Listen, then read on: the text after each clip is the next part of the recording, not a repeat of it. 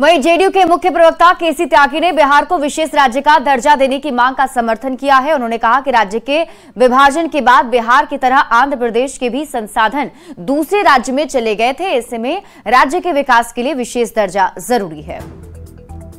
बिहार के विभाजन के बाद सारे संसाधन झारखंड चले गए।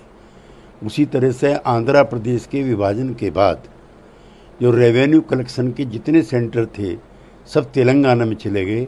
दोनों राज्यों के उत्थान के लिए, विकास के लिए आवश्यक है कि उन्हें विशेष राज्य का दर्जा या उनके जैसी सुविधाएं मिलनी चाहिए।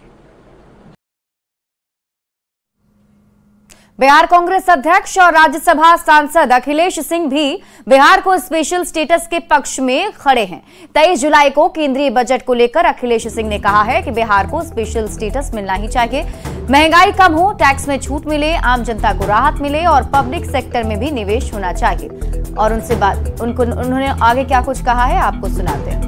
स्पेशल स्टेटस का दर्जा तुरंत मिलना चाहिए, उसी पर वोट मांगते थे लोग।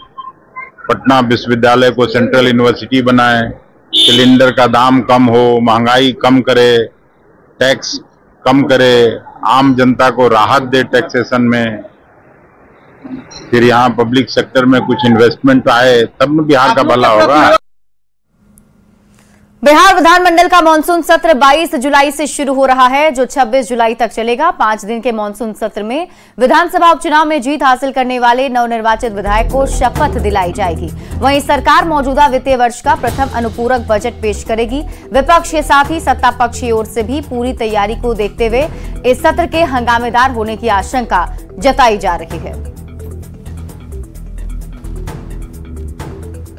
बिहार के पीएचडी मंत्री नीरज कुमार बबलू ने कहा है कि सरकार मानसून सत्र में विपक्ष के हर एक सवाल का जवाब देने के लिए तैयार है। उन्होंने विपक्ष को हंगामा की जगह सवाल पूछने की भी चुनौती दी और इसी के साथ उन्होंने अपराध पर नियंत्रण के लिए यूपी मॉडल लागू करने पर जोर दिया, जिसमें अपराधियों का एनकाउंटर भी शामिल है, जिससे अपराधियों में कानून का भय पैदा हो।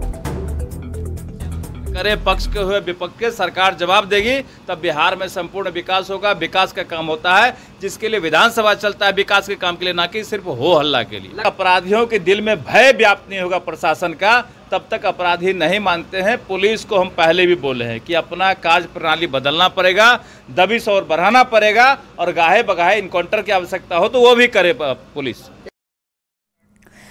बिहार सरकार के भवन निर्माण मंत्री जयंत राज ने कहा है कि मानसून सत्र को लेकर बिहार सरकार पूरी तरह तैयार है और विपक्ष के हर एक सवाल का जवाब दिया जाएगा।